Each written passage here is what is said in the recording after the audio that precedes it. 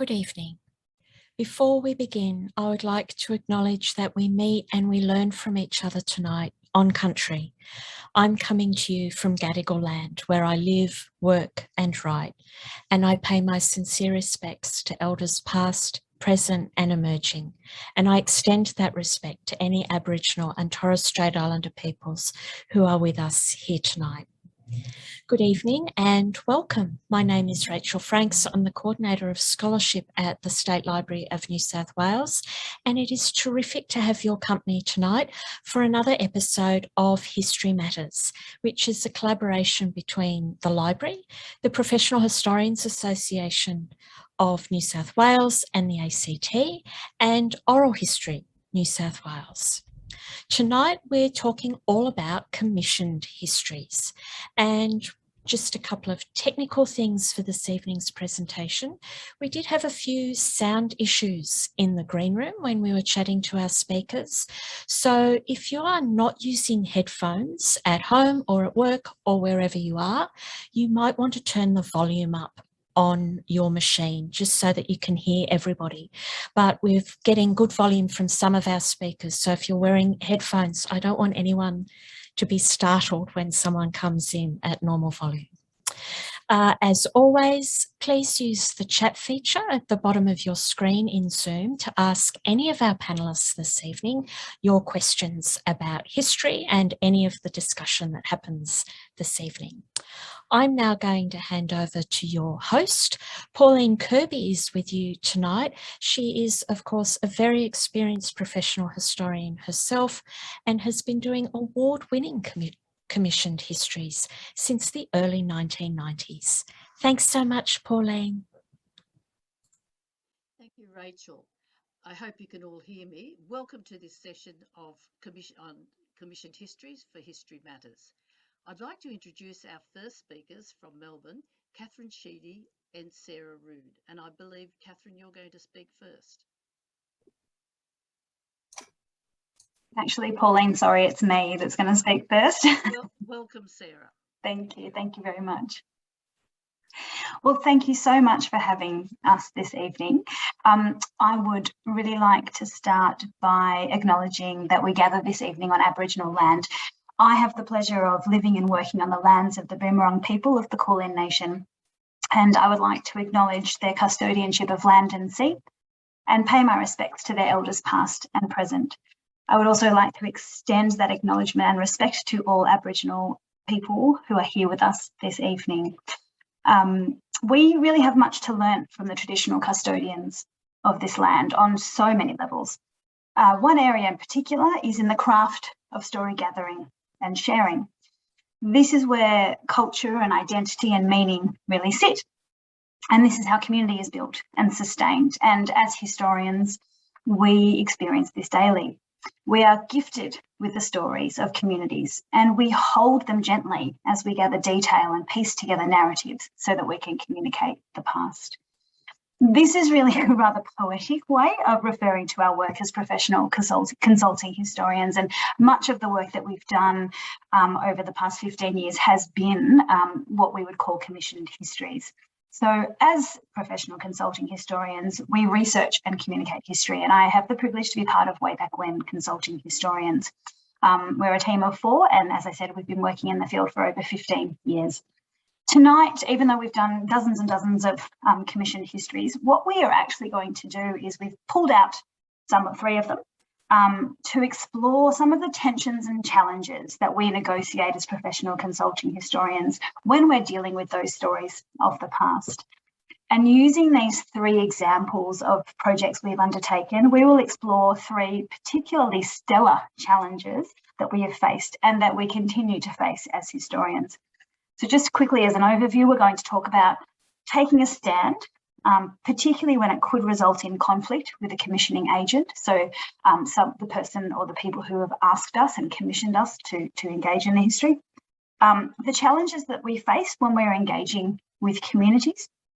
And then the tension between the truth and creativity. And it is with great pleasure that I introduce you to my colleague, Katherine, who is going to talk you through our first challenge. Thanks, Sarah. And I would also like to acknowledge that I am coming to you this evening from the lands of the Wurundjeri people of the Kulin Nation. As professional consulting historians, we spend a lot of time telling people how important history is. Not only does history provide us with an understanding of the past that can help shape our future, but it gives us a greater sense of identity, belonging, and connection to each other. A shared understanding of the past, we argue, can be the glue that helps bind communities together. It can provide organisations with a sense of purpose and can help contribute to positive cultural change. One thing we know is that there is always an interesting story to find in any history. We have had the privilege of working on many diverse projects over the years, and we always manage to find something that brings us that thrill of discovery and spark of connection. So when we were engaged to write a municipal history of an area outside of Melbourne that had a reputation as a new developing commuter suburb with not much personality, we knew that we could make it interesting. We just needed to find the human stories. We were sure that we will be able to discover some quirky, challenging and delightful tales by engaging with the local community. We also thought that a history of this area would be a great way to engage with the very dynamic and diverse community. While we were excited by the opportunity to take on a history of a whole municipality, we were also daunted by the challenge. We expected our biggest challenge to be the sheer size of the history, researching and writing a book that would be comprehensive and thorough, whilst also meeting the client's needs and budget constraints. This is the constant challenge of a commissioned historian. What we did not expect, though, was many of the other challenges that arose, including resistance and apathy from the local community, reluctance and at times opposition from members of local historical societies that were at war with each other, and the many issues involved with managing the competing agendas of local council and councillors. We often work on projects that rely on the local community to come forward and share their stories and experiences with us. We run community days where we invite people to come along and chat to us, as pictured here, and these have by and large been very successful. We regularly find that people jump at the chance to share their stories and memories with someone who is interested to hear them. With this municipal history, however, the community engagement aspect of the project evolved quite differently. Despite us pushing the client to include oral history interviews in the project, they declined. So we knew that we would need to find personal stories and supplement our archival research solely by canvassing the community. This proved to be a challenge of its own, but that's not what stood out about this project or that we're going to talk about today.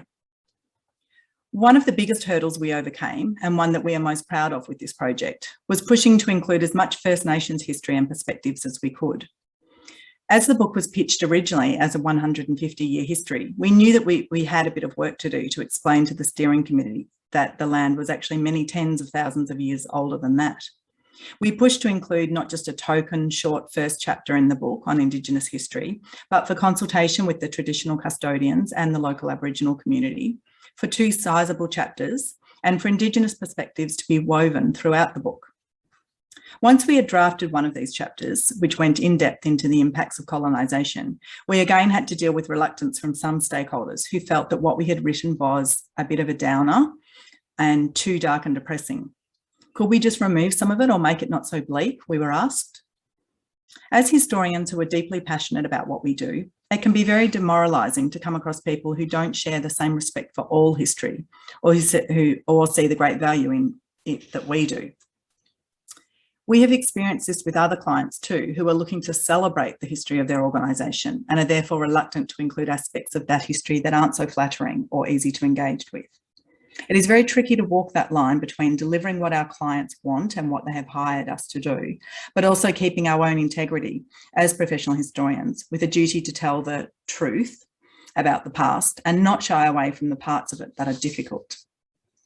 In the case of this municipal history, we had to advocate strongly that we were fortunately able to persuade the steering committee of the importance of including First Nations consultation in the project and going in depth into the Aboriginal history of the municipality in the book.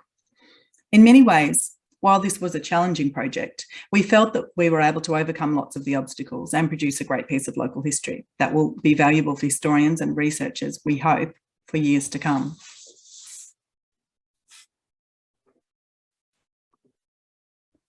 I think Sarah's going Katherine. to. I am. Thank you. Hello again. I didn't also say at the beginning, thank you so much for inviting us to you at all, but I hope that you can sense our excitement for being here and our appreciation for being asked to be part of it. I'm going to talk about our second challenge that we've highlighted, engaging with communities. And I'm going to use as an example a project that we did called Celebrating 35 Years of Operational Women in the MFB. So in 2018, what was then known as the MFB, or Metropolitan Fire and Emergency Services, celebrated 35 years of operational women. So what that means essentially is 35 years of women in uniform, first as communos or communications officers, and then a few years later, by the end of the 1980s, women firefighters. Very exciting project. We were engaged by the MFB to create an exhibition and series of short films that would focus on the stories of operational women. We thought the exhibition would shine a light on the experiences of women carving out a space for themselves in what had, until the mid to late 1980s, been a male-only space and male-dominated culture, understandably. The plan at the outset was to interview former and current firefighters about their experience. We would focus both on triumphs and challenges, except there was a problem. No one would share their stories with us, literally not a single person. We had never come across this before. The MFB is, for many and most, a big family, and pride in the organisation and what it does for community practically oozes out of its buildings and fire stations. So this was really weird. Deadlines loomed and we had never been met with such silence before. After a while, we figured it out, and the problem was one of safety. This was a really complicated working environment and culture. In the past, some people's stories of challenge and being different had been shared. And for standing out, they had experienced and received quite a deal of backlash. And being highly visible in an environment like this meant that you were unsafe, in short. And it's understandable when women make up less than 5% of the operational workforce, just showing up makes you highly visible, showing up for work. So the people who were in the organisation, the women in particular, were averse to telling a story that highlighted struggle and challenge because it would make them stand out even more than they already did. So of course they didn't want to talk to us. So what did we do? Well, we stopped talking about who we wanted to interview and the stories we were hoping to gather and tell, and instead we started listening. First, we started interviewing really casually the people in our project steering committee or working group, just really short interviews. We asked them why they joined the MFB and what stories they wanted to celebrate and tell. What they wanted to say was so different to what we had imagined, so we leaned in and listened really closely. As a result, word got around that we were trustworthy and that we wanted to tell the stories that they wanted to share, not a predetermined narrative that we were going to mould their experiences to fit in with. People began to talk. They told us about feeling empowered and privileged, proud of their contribution to the fire services. And then they told us other things too. They spoke of sexism and harassment and the stuff that we really thought we would be focusing on in some ways. They told us things that we couldn't imagine going through in a workplace. But these things were always either preceded or followed by, this is totally off the record, you have to delete that, you can't, I don't want that going in the exhibition. So we had to adjust our ideas. We told their stories in the way they wanted them to be told. We hinted definitely at the challenges and the difficulties, but we focused on the gains as firefighters, as professionals, as people who work to keep our communities safe. Our responsibility in this case was to the community and to ensure the stories we told were the ones they chose to tell, and that being visible in the exhibition didn't expose them to risk. So the final exhibition comprised 14 panels and 5 short films, and in the end it was heavily based on oral histories. Each and every interviewee saw the rough cuts of the films and the exhibition text, so they essentially had power of veto over their content. The launch, I have to admit, was one of the most enjoyable I've ever attended. The firefighters were so proud of the exhibition and what they had achieved, and that woman on the left was the first woman commander, so the highest rank you can really get to at the time in fire services, and another firefighter there to her right. They were so proud of what they'd achieved, and they told their story in a way that they were comfortable with. At one point, our exhibition designer came over to me and she said, quite frantically, "They're signing the panels. You have to come and see this. They're signing the actual panels." So team way back when rushed over to the panels, and sure enough, the firefighters, as you can see here, were signing the exhibition panels that their photos appeared on. And while my instinct was to immediately swoop in and confiscate the Sharpie and try and clean up the panels, It occurred to me in that moment that we had achieved exactly what we had set out to achieve. This was their story, in their words, and they were proud. Back to you, Katherine. Thanks. About 5 years ago, we completed a commissioned history for a local council about the impact of World War I on the local area. The resulting book was called Boroondara Remembers, on the left there. A few years later, we were contacted by the same council to create a book that looked at the experiences of war and its impact on the local community, but for a younger audience. Initially, we felt unsure about this. We had never written a children's book before, and it would require us to be creative with the facts in order to tell a good story. As historians used to seeking out facts, that was a challenging concept. We had a wealth of knowledge about what life was like in the area during the war years, thanks to our research for Boroondara Remembers, but we needed a way of telling this as a story that was relatable for children. And so we tried imagining what the experiences of war were like from a child's point of view and decided that we wanted the book's protagonist to be a young child. Fortunately, we had the perfect story to draw on, which we had discovered when writing the initial commissioned history. We had connected with a local woman, Isabel, whose mother Annie was a child during the war. And Annie is on the far left. I think I'm right in saying here. And Annie's father, all of the girls' father, Edward, went off to fight, leaving behind his wife and 3 daughters. Once we confirmed with Isabel that she was happy for us to tell her mother's story with some creative license, we were on our way. We were able to draw on real people and real events to write a story about a child's wartime experiences that really brings these events to life for children today. Our story was driven by the letters that Edward sent home to his daughters and the events and experiences that we knew happened in the area at the time. And this is one of the letters there addressed to Annie. Everything the family sees and does in this book really did happen, but we don't know for certain that they actually did or experienced these things themselves. We used our creative license to imagine their reactions and experiences to help bring these real events to life for our young readers. For example, we know that people gathered in Kew Junction when armistice was declared and celebrated, but we don't know that Annie and her family attended. But as we told it in our story, they did. There really was an Armistice Day picnic held in Victoria Park, especially for the children of the district, and each child received a bag of sweets on arrival. We don't know that Annie and her sisters went, but in our story they did. And this example here is on the right, a newspaper article from the time about the celebrations that were held in the local suburb. And then on the left, pages from our book and an illustration showing the celebration upon end of the war. We also know from oral history accounts that some neighbourhoods shared welcome home banners that they put up when they got the news that their loved one was returning home. We don't know that Annie's family did this, but in our story they did. And this is a house in their suburb with its welcome home banner.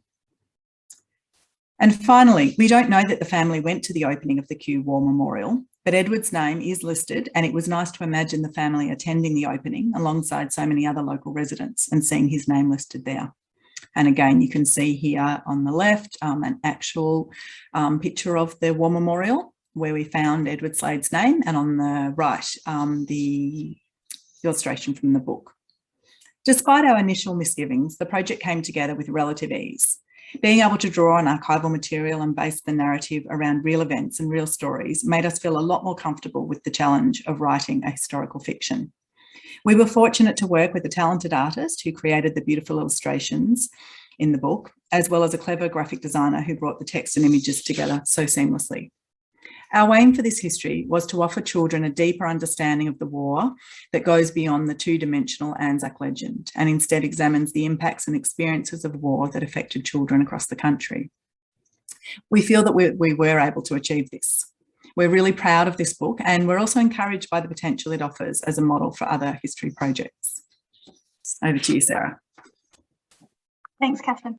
So to draw it all together and to round our little talk off this evening, every project that we do certainly throws up its unique challenges, and we've only had time to touch on a few, but we find that we learn so much from each one, and ultimately this job is worth it because the outcomes for both us and the communities we work with are so hugely rewarding. Thanks very much for having us both. Thank you very much. That was so interesting to hear those projects. I'd like to introduce the next speaker now, also from Melbourne, Robert Crawford from RMIT. Thank you, Robert. Thanks, Pauline, and thanks, Katherine and Sarah, for a wonderful presentation. I would like to acknowledge the people of the Boonwurrung and Woiwurrung language group of the Eastern Kulin Nation on whose unceded land I'm currently coming from this evening, as well as the traditional owners and custodians, past, present and emerging, of the lands on which you are all out there this evening. For me, it's an absolute pleasure to be speaking to you tonight, and I hope that I'm able to offer some useful, I hope, insights into commissioned histories and the way that I have gone about doing this type of work. In terms of my own background, I'm actually a professor of advertising and advertising history. My work has basically been on marketing and advertising over the last century and a bit. But I think that advertising is quite a useful way, offers useful ways for thinking about our topic this evening, because in many ways advertising is a service industry where we're dealing with multiple masters and a lot of different pressures, which we've heard from our previous speakers there. Advertising is a creative process, and we've heard a lot about that, but it's also quite a disciplined process of addressing a client's problems. And in many ways, advertising is interesting in the discipline that it really asks, I think, 5 key questions which are relevant here. And advertising sort of tries to say the right thing to the right people in the right place, the right time, in the right way. So it's jumping through a number of different hurdles. And I think commissioned history, and certainly from listening to Katherine and Sarah there, the way in which commissioned historians, we've had to work through that. Of course, there's much more to it than those things that I've just mentioned there, but I think there's sound principles to start off with and to get us thinking. I'm also going to be looking at 5 questions, albeit from a slightly different angle. My questions are more to do, I guess, with the how-tos, and I'll be in the process of doing this, I guess, addressing and thinking about a lot of the challenges that I've encountered when doing commissioned histories. And my questions are really, who am I? What do I offer to clients? How do I work with clients? How do I do my work? And what are some of the challenges and rewards that go with this type of work? And obviously there'll be a little bit of crossover there with what Katherine and Sarah have done, because a lot of the work is similar in that way. So in terms of that first question of who I am, I think I put it there not as an existentialist question, but rather this is a key, for historians, it's a key part of the process of doing commissioned history, because it's really the only part that you can control. And by that, I mean being quite aware of who you are as a historian, whether you're a professional historian, an academic historian, a student, a fan, or anything else. I think you've got to be quite realistic about who you are and be very honest about that. You know, there's no point in telling lies about yourself to yourself, let alone to potential clients, because that's going to get you in a fair bit of hot water. I think by knowing who you are, it leads into my sort of second question, which is what do you have to offer to clients? Because if you know who you are, you know what you can offer. What's your, to quote advertising, your unique selling proposition there. I think just being a historian is not enough. There's a lot of us out there, but thinking seriously about the type of historian, which is sort of similar to my previous question, but also thinking about what your strengths are and what is unique about you. And again, here in the commissioned history space, you know, honesty is absolutely integral. And it sort of, in talking about this, it sort of struck me very early in my career. I just sort of finished my PhD. I was commissioned to do some work for the Victorian Solicitors General. Now, I've mentioned how my background work is on advertising, marketing, history. So doing legal history was very much a step outside of what I was doing, but I thought I was up to it. I was up to it, but it cost me a lot of time and effort. And in terms of a commissioned history, I spent a lot more time on doing that work than what I was actually paid for, because I had to get myself up to speed. I'm currently working just in the final stages of a project with Cadbury on their centenary of their operations in Australia, of their Claremont factory in Australia. And one of the discussions certainly there was about the way in which marketing and branding of that brand of Cadbury was an integral part of what that story was, and of course a much stronger synergy with what I do. So I actually learnt my lesson from my early days. The third question there, I suppose, which I had, which is how do I work with clients? And I guess respect is an absolute integral part of what this is. I think commission histories are really built on that. There's a couple of assumptions that I think are really important here that I work with, and certainly Katherine and Sarah touched on. In many ways, as commission historians, we're really working on someone else's story. You know, academics, and here I can talk about academics. Academics are extraordinarily self-focused. That's a bit of an understatement. So understanding and working with partners is you know, takes a bit of an effort in that respect, and understanding that you're working on their story.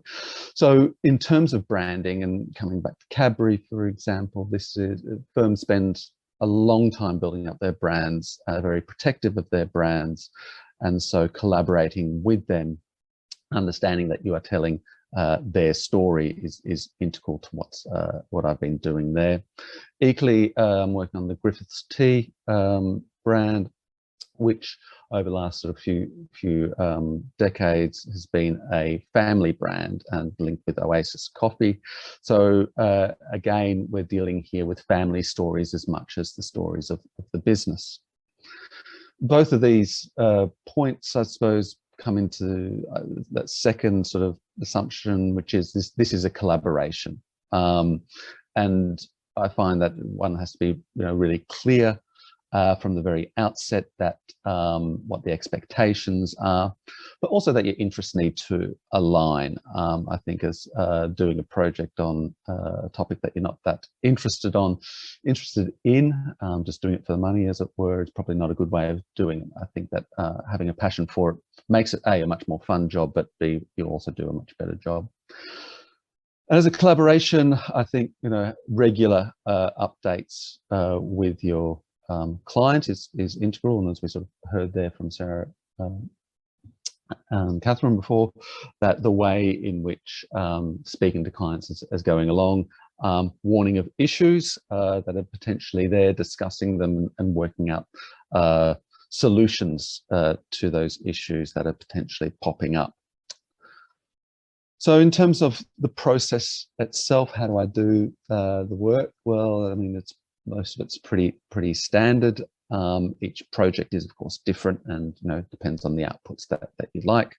In terms of the archives, of course, you know, the public materials, but also what I find quite interesting with commissioned histories is access to those private archives. There's little bits and pieces that you wouldn't normally be able to access.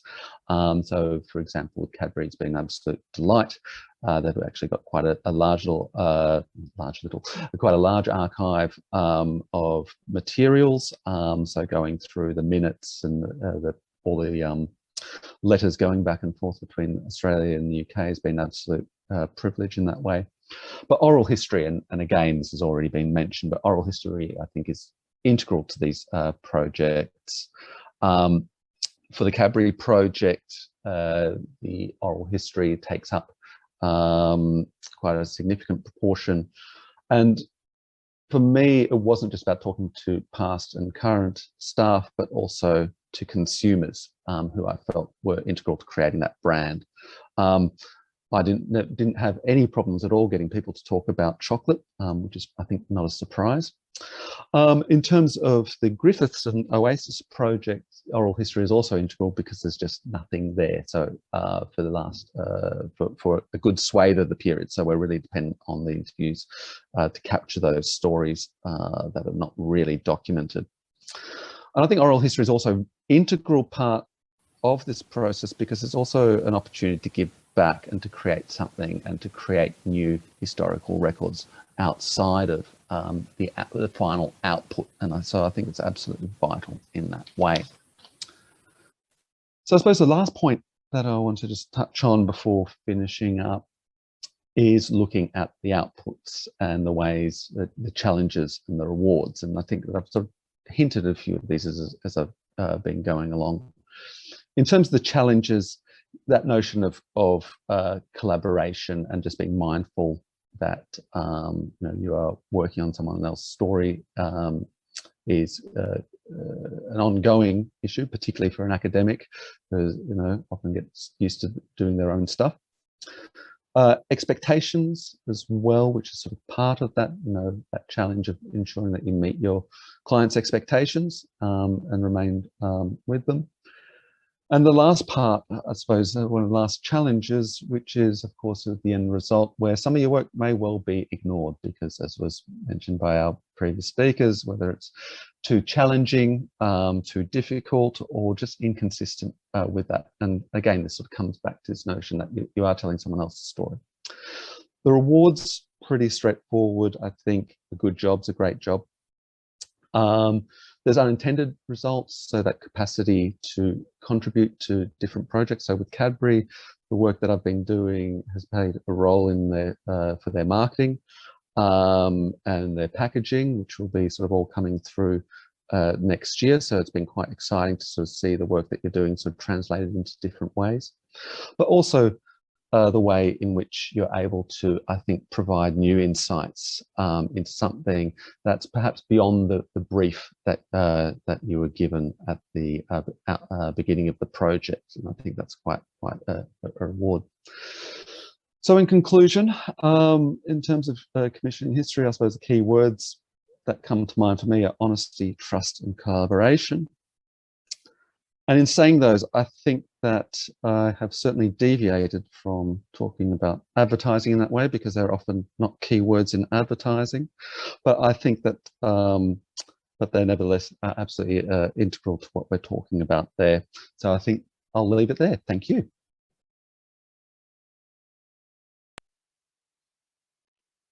Thank you, Robert. Once again, a very interesting presentation. Now we'll have you're welcome to submit questions through the chat line, and if the other participants would turn their cameras and unmute their microphones, please, that would be great. So I think we already have some questions, but before we start, perhaps could I just ask all of you, are there any times when you simply do not accept a commissioned history? You may have been asked to do a particular one, or certain organisations or people that you simply prefer not to work with, and your reasons for that. Perhaps Katherine and Sarah first. Well, to be completely honest, there have been times during or at the end of a project when we have maybe thought perhaps we shouldn't have taken this on. Projects change a lot. And sometimes you can't know how things are going to evolve. So we sometimes jokingly say, oh gosh, perhaps we shouldn't have taken this project on. But if you seriously asked us, would we not do a certain type of project or not do a type of project again? I'm not entirely sure, to be honest. I think just going in with eyes more wide open and different expectations is how we approach that. We mentioned in our talk that one of the constant struggles of a commissioned historian is that you're always battling or walking that line between the client's expectations and our professional integrity as historians. So it's often a balance to get that right. But no, I don't think there's a commission that I would say no to. Yeah, you go. I would say there have been a few times when there's 4 of us in team way back when, 1 on parental leave at the moment, but 4 in our team. And there have been times when we see advertisements or tenders are out, notifications for jobs, and we will choose not to go for them because we feel the expectations are unrealistic or the timeline is not something that we can meet. It's pretty easy to see the red flags, I think, sometimes when you're looking at those details. Luckily, most of the time, people are pretty aware of what's realistic. But I think that it's not a matter of the content. It's more a matter of what are the expectations of the history and how do we juggle that with our workflow, which is quite difficult. I would say, though, that as a team, we're fairly principled. And I think that ethically, if there was an organisation seeking to work with us that we really had issues with, we would probably, I don't know, I think we probably agree, Katherine, choose not to put in for that tender. But luckily, the things that have stopped us in the past is timelines and unrealistic expectations more than anything. Yeah, I mean, I think I've come from, of course, a bit of a different background, you know, in terms of the academic work. The commission is sort of the stuff that I do in addition to the other bits and pieces. So in terms of being able to select, etc. I mean, the university, for example, has clear guidelines as to who we can't work with. So tobacco, interesting at RMIT, gambling is a bit of a no-no, and the head of RMIT decided to walk and go on the Crown board rather than stay with us, which we thought was very interesting. So, I mean, so we've got that on that side of things, requirements there. But I think, yeah, look, part of it is I think, as was mentioned there, when sort of seeing those expectations there, and as was mentioned, the brief, but also when meeting potential clients and just going, look, if they're a challenge at the moment, they're not going to get any better. And I have had ones where I've just gone, nah, I just don't see this happening. I don't have enormous amounts of time, etc. Kind of an interesting project, etc. But I think, you know, the other thing is, of course, is that there are somewhere where at the beginning one can be a little bit unsure, and it turns out to be a great little project. So I think being closed to things can also be a little bit dangerous. But yeah, I think that, you know, that being realistic, I mean, with the clients and certainly with a lot of the large ones, you know, that they're not necessarily the problematic ones are not necessarily looking to engage historians, and also we'd know what their expectations are. And for me, one of the things that that was quite nice when speaking to Cadbury was I was saying that, look, no, I want to do a series. You know, if you've got a massive marketing team, you could just whip out a cheap and nasty history, etc.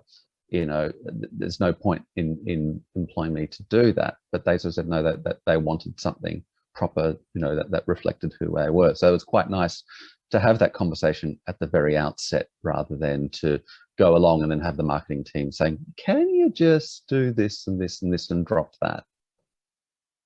Great, thank you, Robert. Well, now let's go to the questions from the participants. There's one for Katherine and Sarah, and I'm interested in this. It's something PHA New South Wales tried to do many years ago. Do you think there's any value in approaching local councils and community organisations to try and encourage them to commission history work? I would certainly say yes to that. I know, speaking from our experience over the past 18 months, during the pandemic, that local councils have been quite a considerable part of our work in that time. And I would certainly encourage people to approach councils about work. I mean, I don't think every council, they all operate very differently from our experience. So they have different departments and areas, and it's not always clear exactly where a history project would fit. But I would certainly encourage people to make those approaches. Yeah. Sarah. Sorry, did I just cut you off, Pauline? Oh, I would agree wholeheartedly with what Katherine said. The thing I would add is if you are approaching someone as opposed to responding to a project brief or a tender, just be flexible in what you are approaching them with, because you might have an idea and they might like the concept of a history or some sort of history work, but they might have some slightly different needs that you're not aware of. So the more flexible you can be in what you offer them or how you respond to what their needs are, I think that the more likely it is to work into something. It often takes a really long time when you are approaching someone, a commissioning agent, be it a local council or whoever. There's often a slow burn. So expect time, but I reckon definitely a good idea to approach them. Man, would you like to comment on that as well? Robert? Sorry, As the ad man, would you like to comment on that question as well about approaching organisations to encourage them to commission history? Look, I think that is a key part of what we need to do, because I think in many ways, waiting for the commissions to come out, we know that around centenaries and things like that, there are regular calls. But often, I mean, for example, the Griffiths Tea project, I was actually just doing some work on the side and looked them up and went, oh my gosh, they're still around. And simply dropped them an email and just sort of said, oh, look, you know, I see that you've been around a while. You know, I've done X, Y, and Z. You know, are you interested in having a bit of a chat? And fortuitously, they said, this is unbelievable. We were literally just talking about this the other week. Yep, come on through, etc. So look, I think, why not? I mean, you know, I think for many, certainly for many organisations, etc., it's particularly those that have been around for quite some time, having that history is a really important way of, I guess, it's not just about the past. It's you know, very much about providing that sense of who they are in the present and being able to tell a story about themselves. And it's something that so many organisations don't think about, but when it's raised, they go, oh, that is something that's worth pursuing. So I think, look, you know, it has its own challenges, and as Sarah mentioned there before, that yeah, their expectations can be quite different as opposed to when they put out a commission one, but that creates for, I think, much more interesting discussion to sort of see where it can go. Robert, while you're there, we've got a question for you specifically. This person's wondering how you navigate doing commission work with your presence at RMIT, and was it more helpful for you to funnel through the university? They mean work through the university. Yeah. I mean, look, for me, working at RMIT or any university where I've been doing this, look, this is part of what we do. In terms of the challenges there, we have enormous bureaucracies on our side that we have to get through. So we're not as nimble in that way. We also have, you know, in terms of doing the oral history interviews, the ethics requirements, everything is subjected to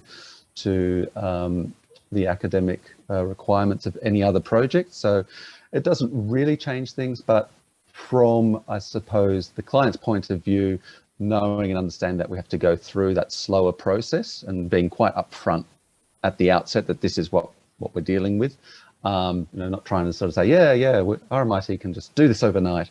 No, it takes a while. But there's also, for us, for larger clients, there is a benefit in knowing that there is that organisation that's backing that there is, again, an expectation that going to the university, you know what you're getting in that respect. So there is that advantage in that way for us. Thanks, Robert. A question for Sarah and Katherine. How do you promote a sense of trust with new clients? Who'd like to go first? Sarah, do you want to tackle that?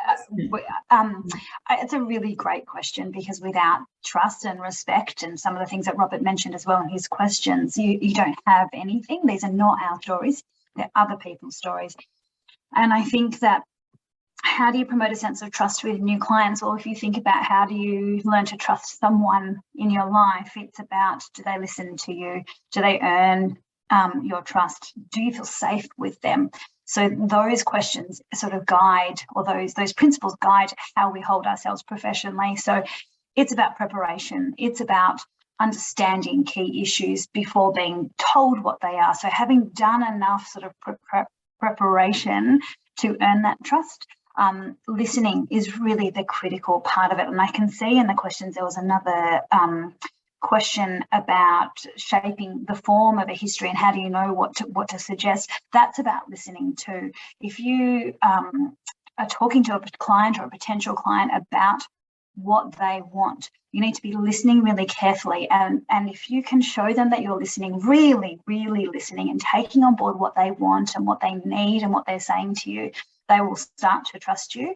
And you have to earn that trust, and you have to earn that trust with the standards of your research and your interpersonal conduct, with your processes. And, you know, as Robert mentioned, we don't have the university ethics standards that we have to abide by, but we have really high ethical standards that we impose on ourselves, and we make that very clear to anyone that we're working with. So I think in the same way that you'd earn trust with someone else in your life, you do that with the communities that you're working with, and you make it clear that we understand these are not our stories, but you can trust us to hold your stories and to give them to you, back to you, in a way that has meaning for you when this process is finished. These will still be your stories, and they always will be.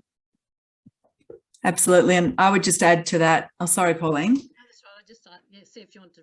Yes, I would completely agree with what Sarah says, and would only add that not only is there the commissioning agent, so that's the body that we liaise with, and we encourage to form a steering committee, and then we will have constant liaison with them throughout the project.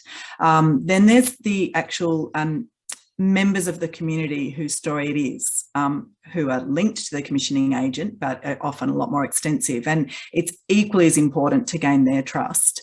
And really the way to do that, all of the things that Sarah mentioned, and then the other thing is that there's just no substitute for time. Now, it's not that we have never-ending time to spend on all of these projects, but spending time listening to the members of the community. So say it's a historical society that we want to talk to and access their collection and their knowledge. You know, we don't just make an appointment to go in there for 45 minutes and just ask them to hand over everything they've got. We plan to spend a couple of days with them and talk with them and listen to them and you know, in the first instance. So it's really just, I think, really showing that we care about their story. We're not just coming in to quickly grab what we need and then churn out the story that we want, that we're going to work with them, that they're part, it's their story, and our role is really just to work with them to turn it into whatever format they've chosen, whether it's a book or it's an exhibition or it's a film.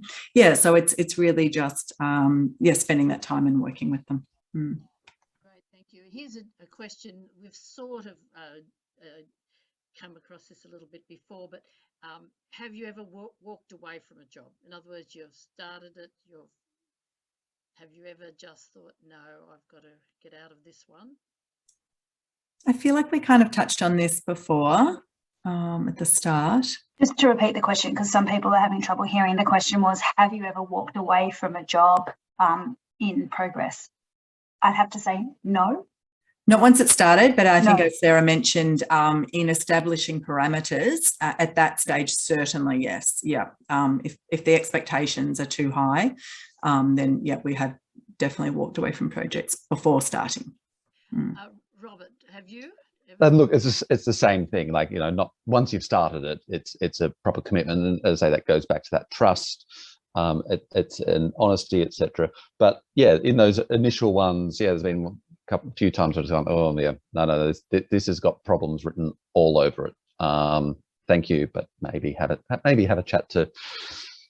You point them in the direction of maybe someone that you think needs a bit more work. Yeah, exactly. I didn't want to say that, but yeah, exactly. So no, I think and this is the thing, and it does go back to that honesty. I mean, like, you know, and that notion of caring about the story as well, which Katherine mentioned. I think that you really have to care about what that story is, and if you're unsure at the outset, that's just not the right way to go into that.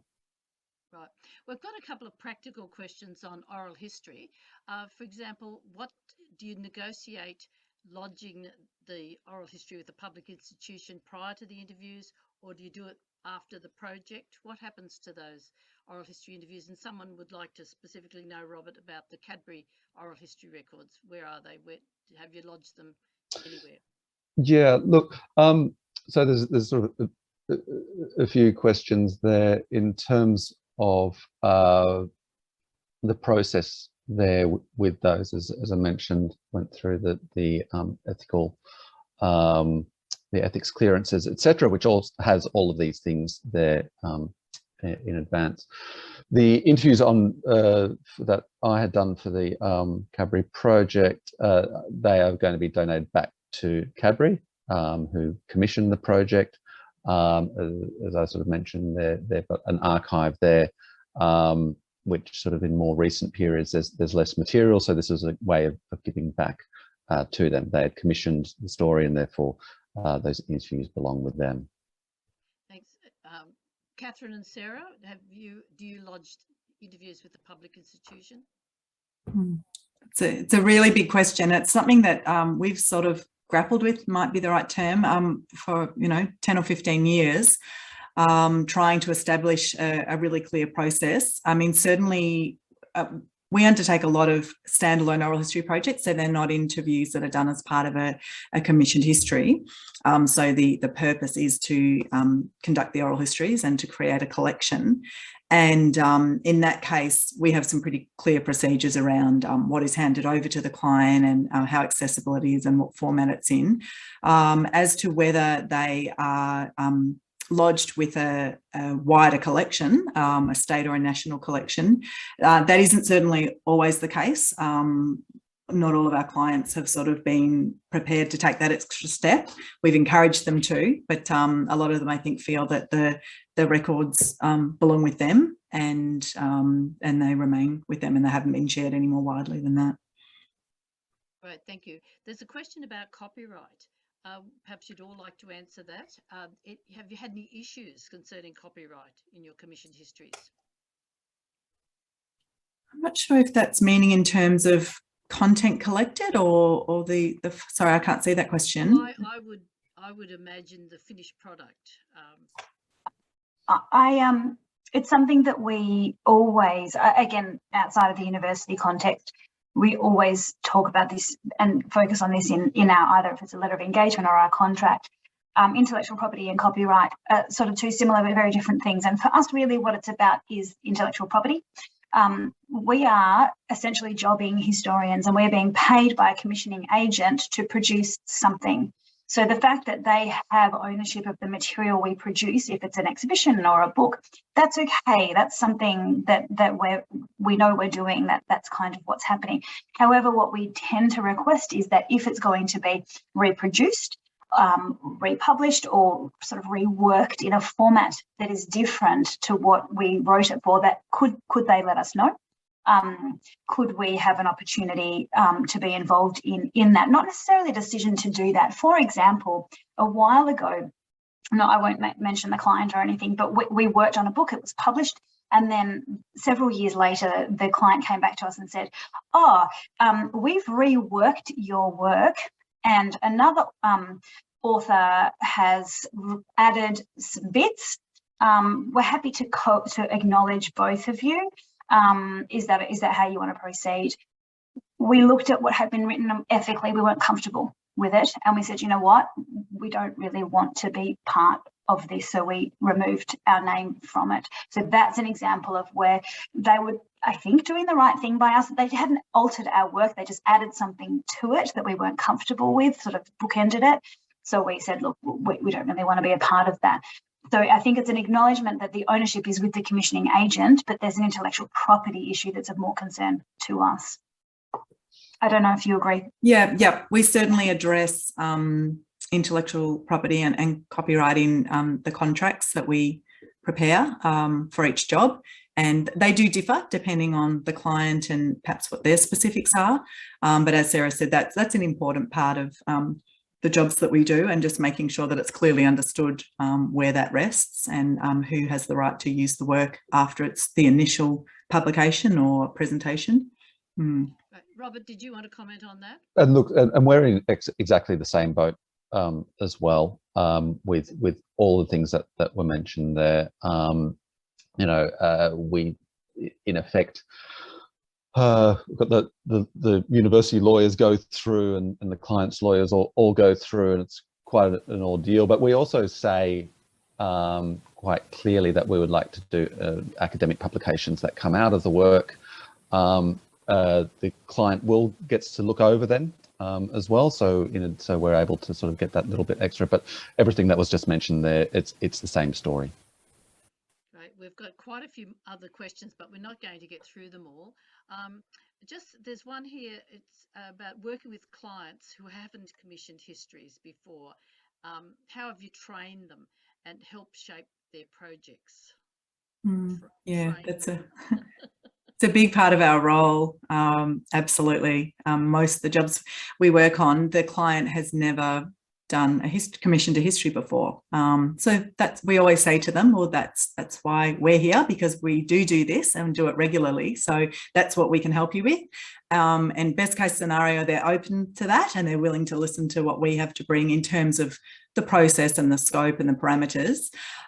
Sometimes that can be tricky, but no one should underestimate how much work there is in training the client in the steps involved in a commissioned history and the time involved. I did also say that there was a question there, and I know we're not going to get around to all of them, but someone asked about how do you cost a project and how do you, make sure that a client knows that things are going to take a long time and they're going to need to pay for that.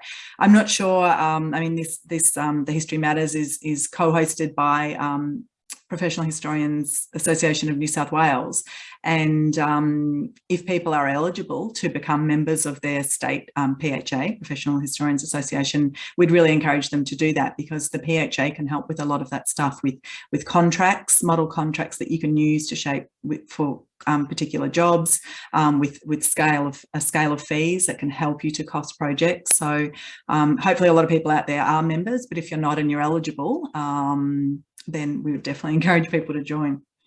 We've got an ad lady as well as an ad man here now. Thank you. Very good. Bit of advertising. Robert, did you want to comment on that at all? Training clients? Look, no. Again, it's the same thing. I mean, again, you're being commissioned because you know what you're doing. I think, yes, understanding. As I say, I think this is a key part of it, is actually understanding the client and taking them along, and ensuring that they know that what's happening, and that's sort of comes back to that honesty, that clarity, that notion that this is a collaboration. Yeah, look, I think I'm just repeating really what's already been said much more eloquently. And look, I'm really sorry we're not going to get through all the questions, but I just really wanted to quickly ask, do you make sure that in your contract there is a clause for somebody to be paid, another professional historian, to read your manuscript? We're very fortunate in that we're a team of 4 historians, so we always read each other's work. Whoever has written the history, whether it's one or co-written, others will always read it. But I think that's absolutely essential.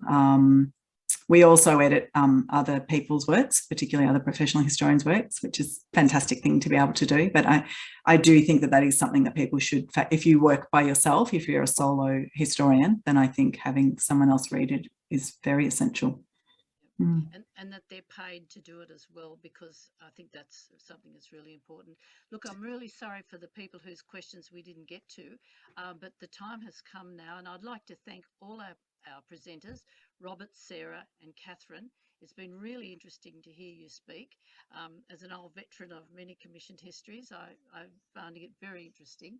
And I'd like to mention to you a little bit of ad from here about the next History Matters is on the 3rd of November. Everyone is very welcome to participate in that. It's on digital and multimedia histories. So I think that'd be well worth listening to that and participating in that that session. Thank you very much to the State Library and Oral History Association and the Professional Historians Association. Thank you, everybody.